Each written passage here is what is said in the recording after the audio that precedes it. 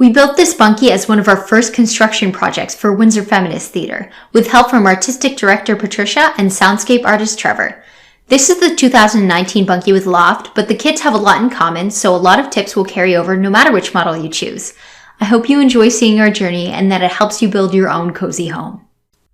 Here are some of the tools we found helpful. A tarp, scissors, gloves, a crowbar, a screwdriver, a shovel, a level, a carpenter square, a writing utensil, various drill bits, a saw, a screwdriver, a few mallets, the pounding blocks from the kit, brad nails, a bar of soap, an air nailer, an air compressor, extension cords, vice grips, hammers, a paintbrush, a paint can opener, carpenter's glue, and silicone sealer. To start, Patricia laid out the approximate area for the bunkie with strings and poles. If you have space to choose from, wise site selection can make a big difference. For instance, building your bunkie in the shade can make it significantly cooler. We laid one tarp on the ground and stretched another over a clothesline to protect the pieces from the elements. We weighed down the sides of the tarp. We used a screwdriver to take the covering and straps off the pallet. We loaded the pieces into our makeshift tent, roughly ordering them by what we needed first.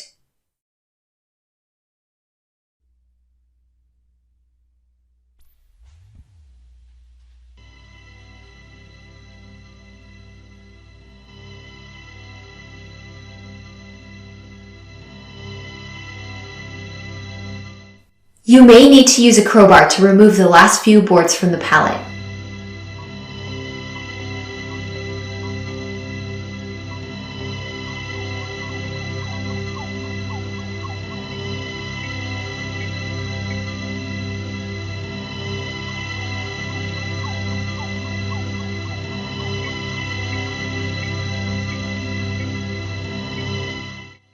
You might pick something different for the foundation, but we use cinder blocks on top of patio stones.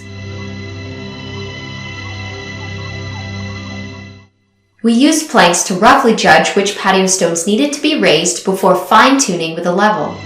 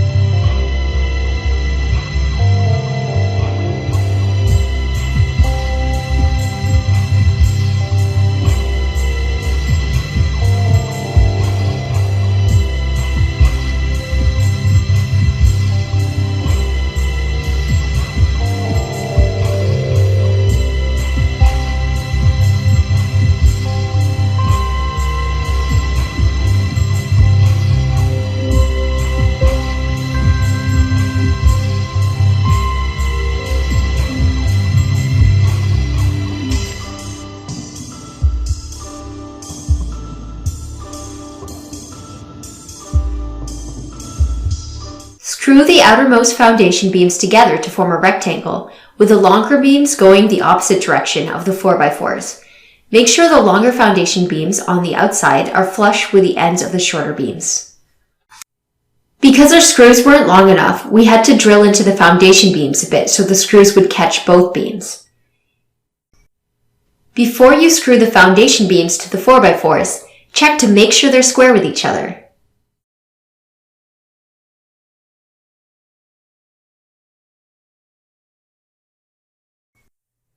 The smoothest way to get the wallboards in is to have two people pounding opposite ends in unison while one person stabilizes the middle.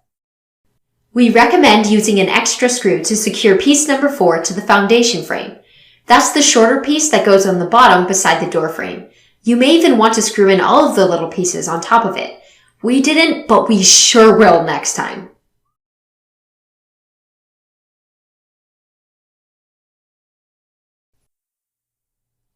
The wallboards go on in an alternating pattern, with boards on the front and back and then boards on the sides. The floors are also tongue and groove. Start with the groove side against the wall. We used an air nailer since it makes the process a lot quicker. So the nails don't stick out and scratch people. Whenever possible, put them in at a 45-degree angle into the crevice on the top of the tongue. The angle is important. If you go straight down into the tongue, you won't be able to fit it into the groove. Also make sure that the nails go into the foundation beams. While nailing, push the floorboards in so you don't have big cracks between the floorboards.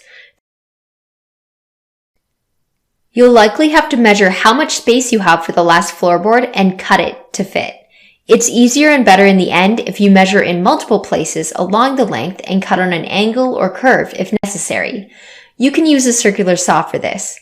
If you cut a tad too much and there's a bit of extra space once the floorboard is in, don't worry. The trim can cover it. Check your schematics to see how many wallboards go in before the windows, so you know when to put them in. Before you put in the doors and windows, measure corner to corner to make sure you have a perfect square. If it's not, nudge it into position with a mallet. This helps the doors and windows fit nicely. You may need a mallet to attach the sides of the door frame to the doors. For some kits, the doors slide in from the top, but with this model, it fit in from the front easily.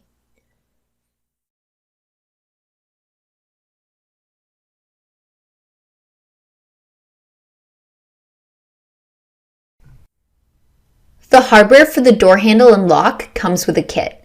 Don't open the bag of hardware unless you have a container so you don't lose any pieces.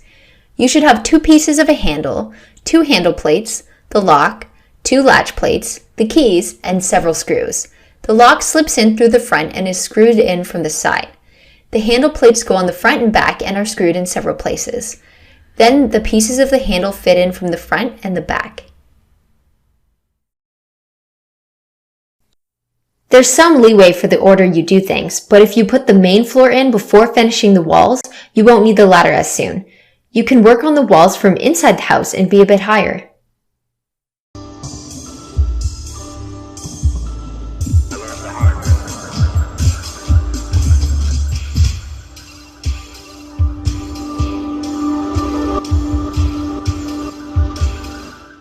If you rub bar soap around the edges of the windows, they'll be easier to slide in. Slide the windows in from the top.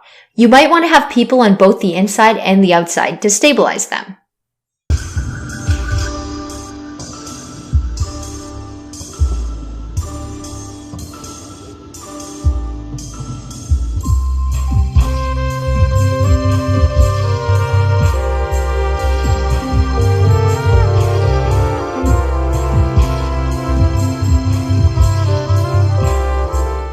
Make sure you take into account that the loft hangs over the base. We forgot this and had to interfere with the clothesline.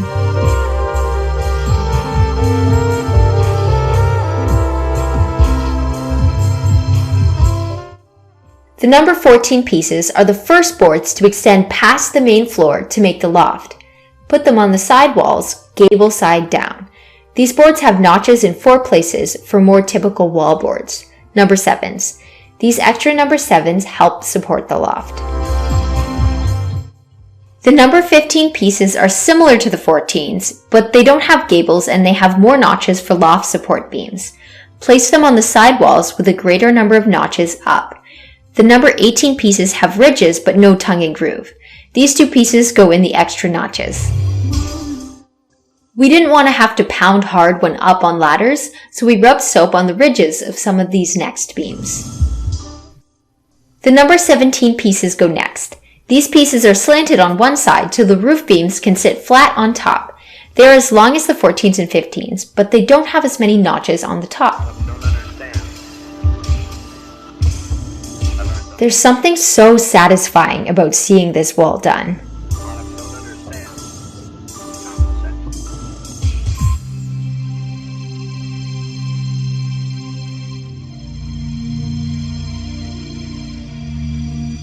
Piece number 26 helps support the loft floorboards. Slide it in from the bottom, then screw it in.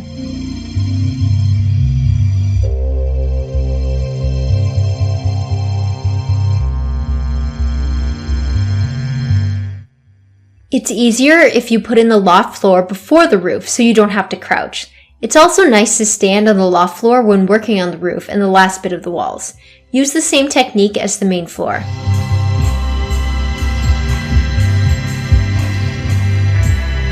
So that means you'll once again have to measure the space and cut the last floorboard to fit.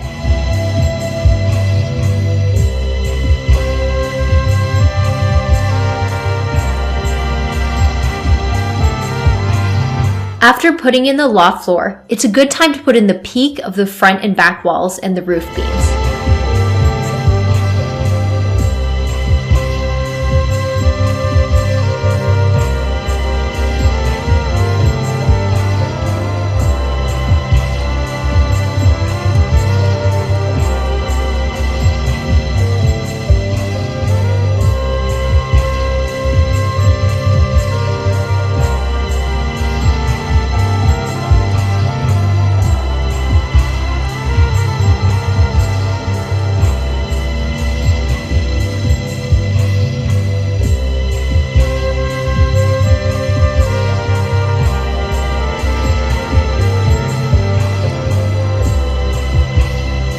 We added screens to the windows to make it extra bug-proof. We took off the trim, then we cut the mesh, leaving a little extra. We folded the sides.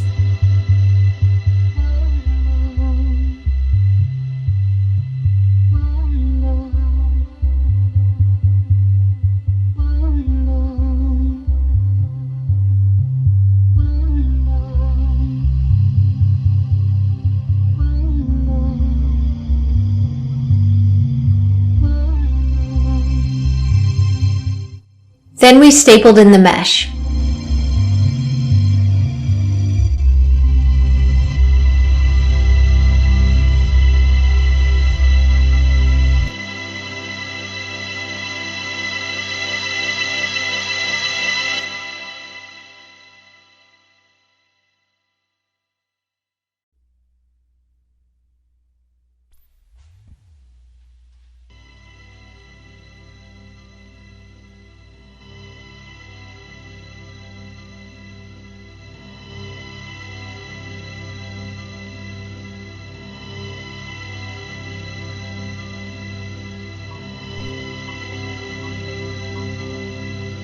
Part of the front peak goes in sort of the same time as the roof beams. The gables on the ends of the side roof beams go on the bottom.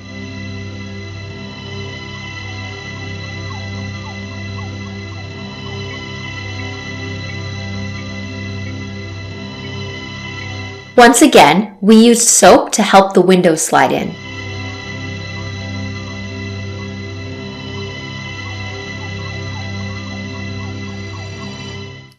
We slid the last bit of the front peak on top of the loft window and then the last part of the back peak. Now we're ready for the center roof beam. That's the beam with the pentagon-shaped ends and it goes in the middle. This is the heaviest piece, so you'll probably need a few people to lift it in.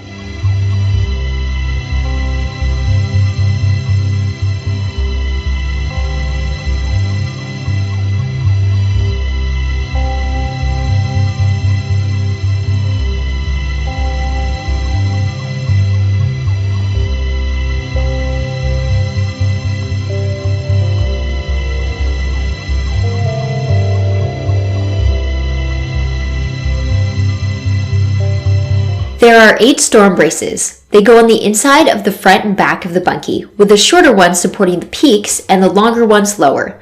Measure where to drill so the holes are the right distance apart and the storm braces aren't slanted. Also make sure you put them high enough to leave room for the trim.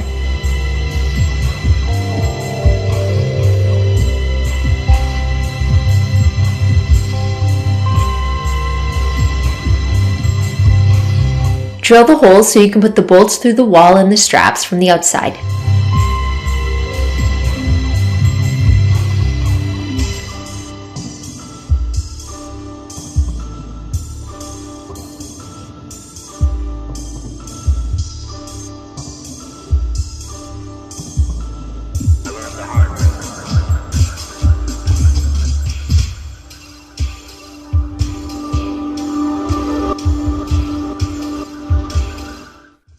Use the washer and nut to fasten them together. Then make sure the ends of the other roof boards are in line with each other. The roof boards are a lot like the floorboards. Just like the floorboards, start with a groove side and nail into the crevice of the tongue on an angle. To work efficiently, you might want to have one person on the outside, one person on the inside, and one person handing up tools and boards.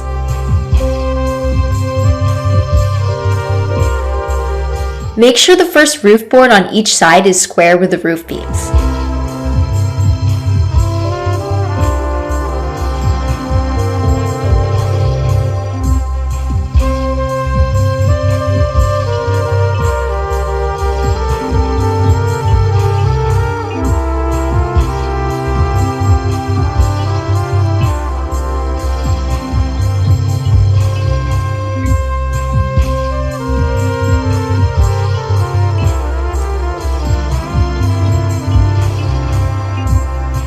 It's easiest to put the ladder together on a flat surface, so we chose the sidewalk. The ladder steps fit into the grooves in the longer pieces, called the stringers. To make the ladder extra strong, use both carpenter's glue and screws.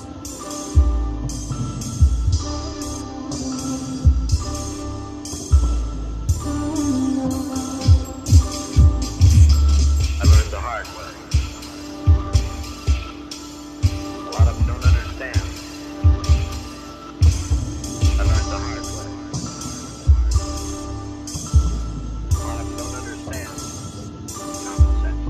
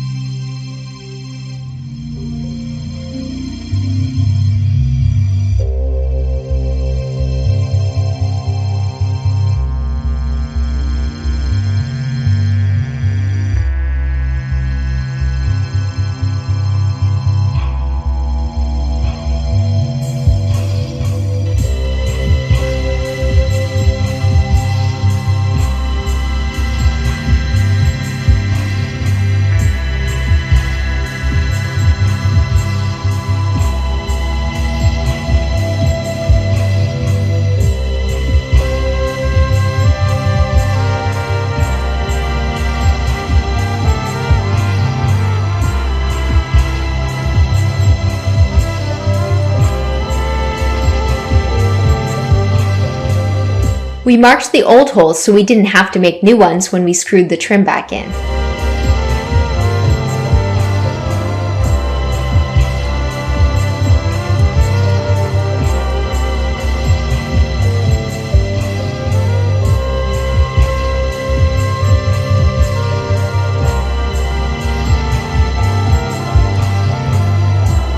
Saw 45-degree angles into the corners of the trim pieces so they fit together. A miter saw is ideal for this. We recommend using an air nailer to nail them in. The kit comes with lots of extra trim so you can recut angles that didn't fit or use some decoratively somewhere else, like we did around the posts. The kit comes with these metal ladder fittings, but in the end we chose to put hooks in our ladder and on the wall so that we could move it around easily and make space.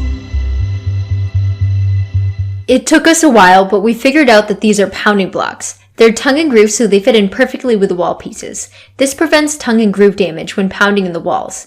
Because we realized that too late, you're going to see some footage of us pounding the walls with scrap wood. They screw in a few different places for safety, including the roof beams, the wall, and the innermost loft floor joist.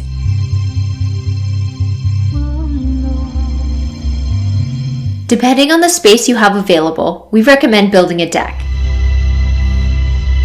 Then you can secure your front support posts to the deck. These posts come with some metal hardware to help with this. If you plan to do anything special with the floor, like painting or tiling it, make sure you do this before the trim. We got some friends to make our roof even more durable and weatherproof with metal panels. Here it is, our finished product. Because of COVID-19 changes, we use it as a venue.